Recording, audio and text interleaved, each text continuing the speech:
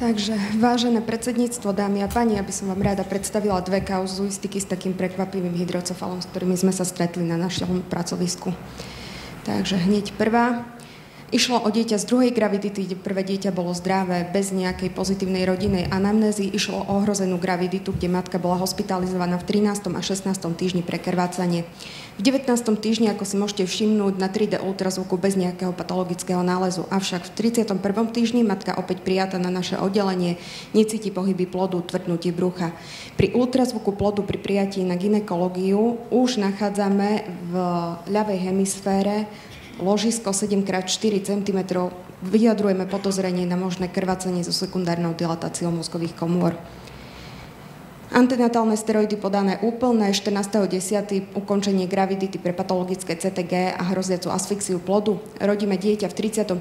týždni s pôrodnou hmotnosťou 2000 gramov, 45 cm, už s väčším obvodom hlavy 36 cm, Apgar score 2,5.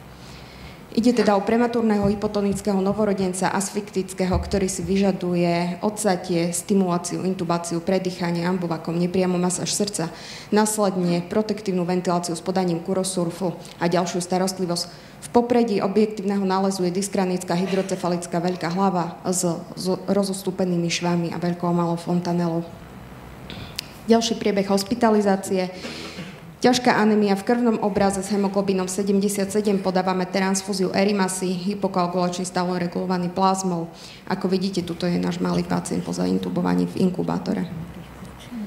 Na ultrazvuku mozgu krátko po narodení si môžeme všimnúť toto patologické ložisko, rozšírená komora na opačnej strane. Vyjadrujeme podozrenie aj na možný papilom alebo ependymom. Na odporúčanie vlastne shodneme sa na tom, že potrebujeme CT vyšetrenie aj s kontrastom. CT mozgu, známky difúzneho edému a potvrdenie nášho nálezu, heterodenzný ložiskový útvar, veľkosti cca 8x5 cm, prednatálne diagnostikovaný 7x4, takže v podstate nám to sedí. Difúzne výrazne dilatované a pravá postranná komora a ľavá postranná komora ťažko diferencovateľná. Keďže CT nález nám neurčil, o čo presne v tomto ložisku ide, tu máme nálezy, takže vľavo náš patologický útvar, difúzny edém, realizujeme ďalej magnetickú rezonanciu na dodiferencovanie stavu. Tá v podstate potvrdzuje ultrazvukový a CT nález, avšak nejakú jednoznačnú odpoveď nám stále nedáva, pretože odpoveď našich radiologov je, že ťažko zhodnotí prípadný tumorózny proces. Niekoľko záberov na našu magnetickú rezonanciu. Tu vidíme dilatovaný komorový systém, patologické ložisko aj s presunom vlastne stredočiarovej línie. Neurochirurgická konzultácia, odoslali sme CT magnetické nálezy vlastne do Košic, konzultovali sme našich neurochirurgov. Vyjadrenie podozrenie na tumor cerebry vlastne nám potvrdili, ide ale o inoperabilný tumor, ktorý vyplňuje celú ľavú hemisféru.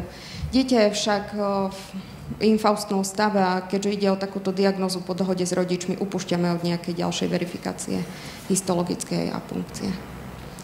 Opakovane si kontrolujeme ultrazvukový nález, ten v podstate nejak dramaticky neprogreduje. Ďalší priebeh hospitalizácie. Dieťa je v infaustnom stave, odpoveď od ventilácie sa nám ho nedarí, je v komatóznom, opakovane nám anemizuje, podávame transfúzie erimasy.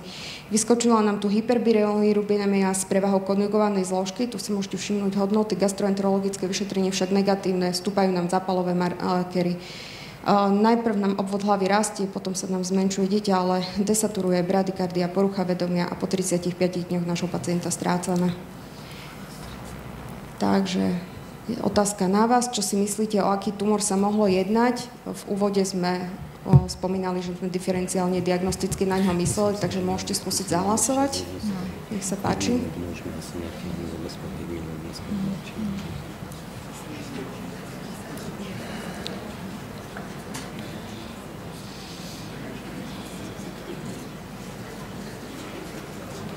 Čo tam?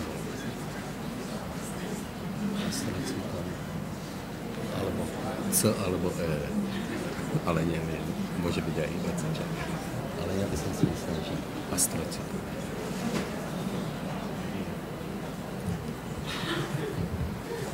No a pozrieme sa na ďalší slajd, ktorý nám prezradí správnu diagnózu. My sme sa ju dozvedeli v podstate až post mortem, takže išlo o ependymom. Krátka teória tvorí 3 až 6 % intrakraniálnych gliómov a je tretím najčastejším nádorom. Najčastejšie vyrastá zo spodiny 4. komory a 5-ročné prežívanie je len na úrovni 35 až 50 %. V kazuistike číslo 2 už máme pozitívnu rodinnú záťaž. Zo strany matky máme 2 deti s hydrocefalom, ktoré stále žijú. Zo strany otca 1 dieťa, ktoré ale zomrelo cca po 2 týždňoch. Išlo o matku s prvou graviditou, sledovanú avšak ultrazvuk dieťaťa počas gravidity nebol realizovaný. Matka na ňo opakovane odoslaná, avšak sa nedostavila. V 39. týždni prišla na oddelenie gynekologicko-pôrodnícke v našej nemocnici pre tvrdnutie brúška. Realizovaný ultrazvuk so záverom hydrocefalus congenita, indikovaná urgentná sekcia. Tu vidíme krátko po narodení našu malú Lauru. Operačné ukončenie gravidity, pôrodná hmotnosť 3840 gramov, 53 cm, obrovský obvod hlavičky 52 cm, Apgar 4,6. Niekoľko snímok. Na tejto poslednej asi najlepšie vidno tú hlavičku, ktorá bola v podstate vytočená na jednu stranu a naozaj ten obvod hlavy bol dosť veľký. Ďalší priebeh, hypotrofický, hypotonický novorodenec, ktorý nekričí, musíme ho resuscitovať. Opäť v popredí obrovská hlava, hydrocefalická, dyskranická, rozostupené krániálne švy. Dieťa je prechodne predýchávané ambuvakom, zaintubované, avšak nasleduje spontánna dýchová aktivita bez potreby UPV. V laboratórnych nálezoch sme nič podozrivé nenašli. Na ultrazvuku mozgu je vidieť, že takmer celá vnútrolobečná tekutina bola vnútrolobečný priestor bol vyplnený tekutinou. Vyslali sme diagnózu hydrancefalia. Následne sme konzultovali neurochirurgické pracovisko v Košiciach, doporučené odobrať niekoľko vzoriek za účelom biochemického kultivačného vyšetrenia. Následne, keďže všetky vyšetrenia boli negatívne, prekladáme dieťa za účelom ďalšieho riešenia na oddelenie detskej neurológie do Košic. Dieťa následne putuje medzi Košicami a Prešovom, zavedený VP šant, prekonáva ventrikulitídu, respiračnú insuficienciu, následne reimplantácia VP šantu. Končí nám v Prešove, kde však matka už nejaví nejaký záujem o dieťa a tak ho následne musíme umiestniť v detskom domove. Pri prepustení v podstate do detského domova malo 4000 gramov a obvod hlavy bol 49 cm. Pripomínam, že pri pôrode 52. Opakovane sme tam vlastne robili odľahčovacie punkcie. Prekonal následne ešte jeden respiračný infekt, avšak v súčasnosti vyzerá takto. Je pohyblivá, obvod hlavy je 49 cm, ktorý sa v podstate za posledných 5 mesiacov nejak nezmenil. Vie si otočiť hlavu, následne sa otočí celá, takže týmito dvoma kazuistikami sme chceli poukázať na to, že napriek tomu, že máme dobu 3D, 4D ultrazvukov, aj takéto nálezy nás stretávajú a vedia nás dostatočne prekvapiť. Ďakujem.